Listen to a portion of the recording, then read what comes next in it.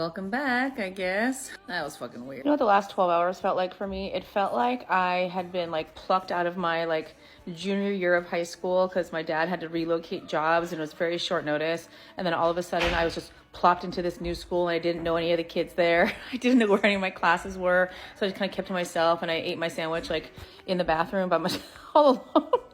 That's what that felt like to me.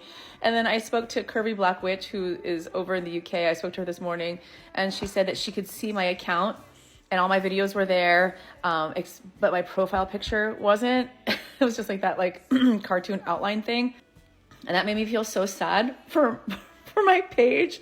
Like she was out in the woods all by herself, and she didn't know how to get back home. There was no way for me to go find her and save her. So yes, of course, I'm so happy that the app is back. But I can't help but wonder, at what cost? What does this all mean? Going dark for 12 hours, scaring the shit out of all of us, and then giving it back to us for 90 days for what to happen? I don't know. I want to stay positive, and I want this app to stay. We'll see what happens. For now, have at it.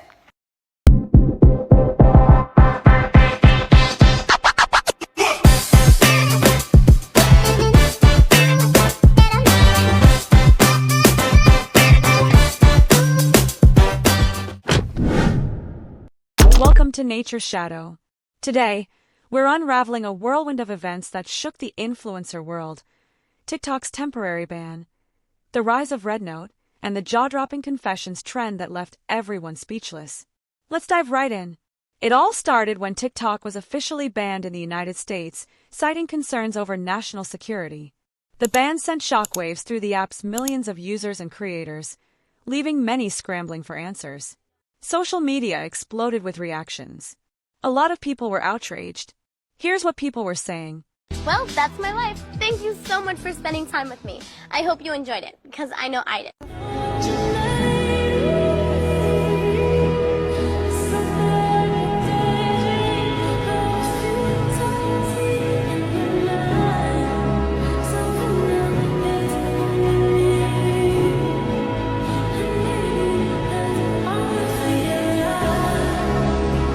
And to the US government, I'm never forgiving you for this. And I'm never going to trust you ever again, because you just, like that, took away millions of people's income and livelihood. And who does that?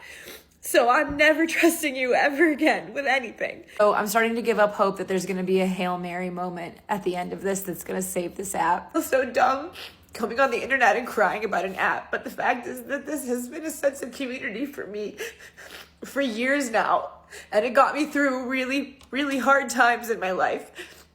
The pandemic, losing my job, all of that, getting divorced, all of this crap that's happened to me in the last 5 years since I've been on here. Hours and hours and hours of time I put into creating stuff for this platform.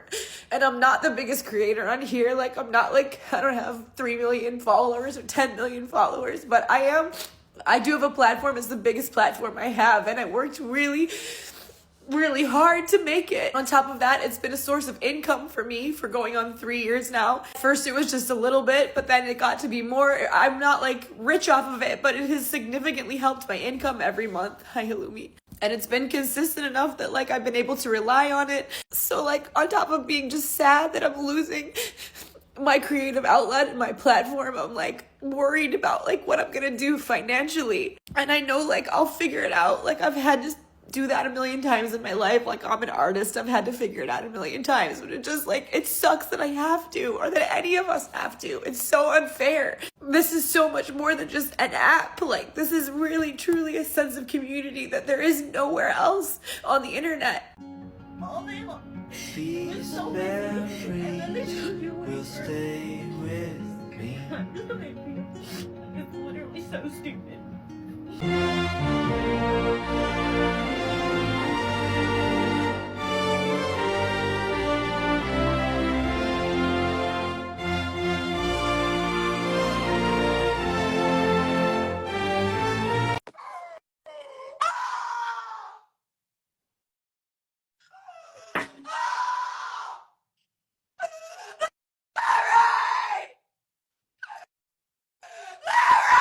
Where is Okay. Dollar Tree is hiring, Quinn. Dollar Tree is hiring. Has anyone else just been crying on this app all night? Because it feels like we're losing, like, a community. It feels like we're losing friends. We're losing, like, a platform where we learned so much about things we didn't know about, opportunities, places to eat, movies to watch, books to read. It's like, it's inspiring seeing people talk about how the fish are going to move somewhere else afterwards and how the community is not going to go away, but it just feels like losing a family member, and it's a fucking app. I know I might be being dramatic, and I know I'm not somebody that got some crazy following on this app, but TikTok made a fucking difference for me. And this sucks. While emotions ran high, many creators were already looking for a plan B. Enters Rednote, a rising alternative to TikTok. Within hours of the ban, thousands of users flocked to this platform, eager to reclaim their audience and keep their content alive. The transition wasn't seamless, though. Reactions poured in as users adjusted to the new app. Hello? Haro? Hibachi Benihana Teriyaki. 我们今生注定是沧桑，苦之来要笑着走过呀。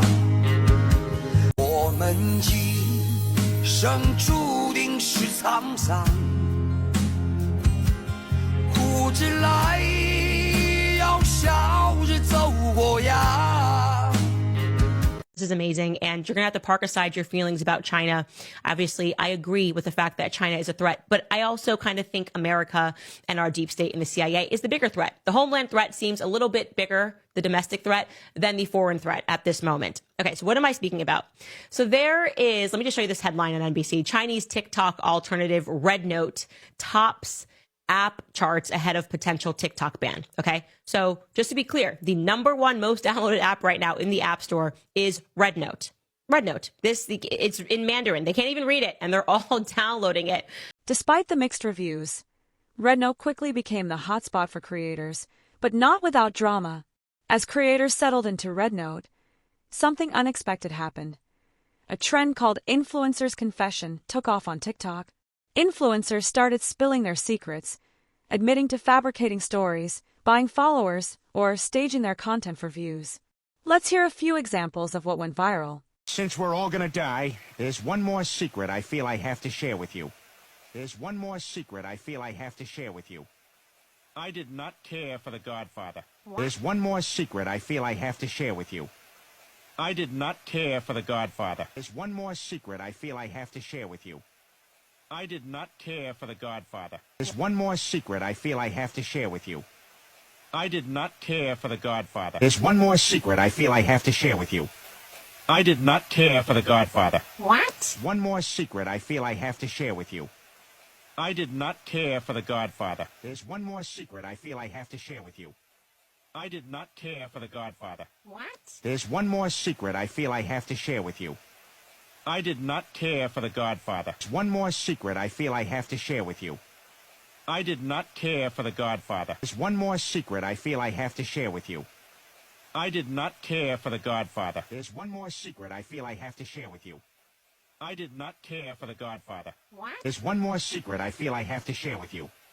I did not care for The Godfather. What? One more secret I feel I have to share with you. I did not care for The Godfather. Since we're all gonna die, there's one more secret I feel I have to share with you. I did not care for The Godfather. What? Did not care for The Godfather. While we're here admitting things, if TikTok's going away, it wasn't an anxiety pen.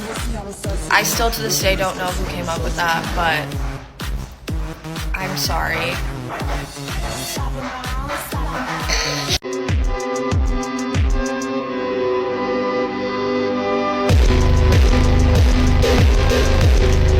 The hashtag influencers confession trended, and users were eating it up. Then, just 12 hours later, everything changed. With President Donald Trump's intervention, TikTok's ban was lifted. Everyone is show here. As you know, we have been fighting to protect the constitutional right to free speech for the more than 170 million Americans who use our platform every day to connect, create, discover, and achieve their dreams. On behalf of everyone at TikTok and all our users across the country, I want to thank President Trump for his commitment to work with us to find a solution that keeps TikTok available in the United States. The app was back, and so were the influencers, but not without controversy. While many celebrated TikTok's return, influencers scrambled to clean up the mess they left behind before the ban. Confession videos started disappearing faster than they'd gone up, and people had a lot to say about that too. Audiences weren't letting them off the hook. Social media was ablaze with reactions to influencers trying to cover their tracks. From applauding their honesty to questioning their motives, the public wasn't holding back.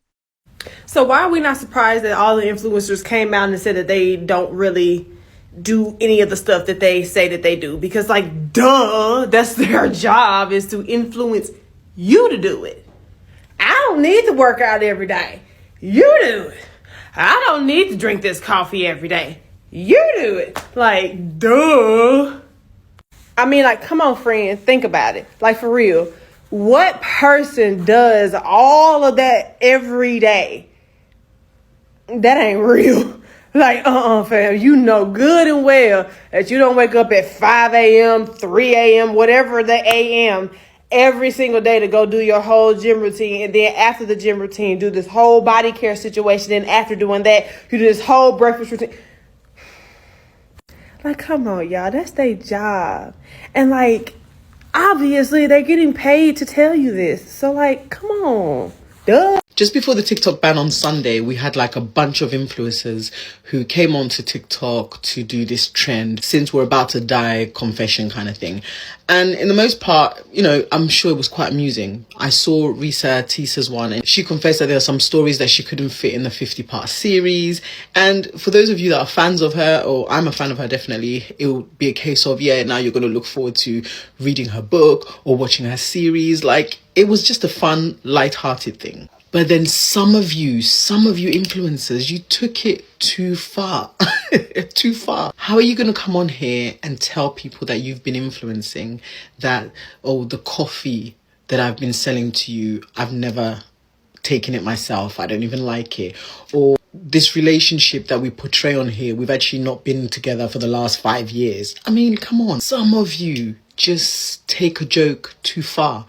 Have some self-control. And it seems that when you were saying some of these things, you actually believed that the world was coming to an end. No, it was just TikTok. The ban was for TikTok. The same people that you were talking to, the same people you influenced, were going to follow you on YouTube. They were going to follow you on Instagram. And they would be aware that everything that you've been doing, or everything you stand for, or everything, the reason why they followed you is all a lie. Let this be a lesson for those of us that follow blindly.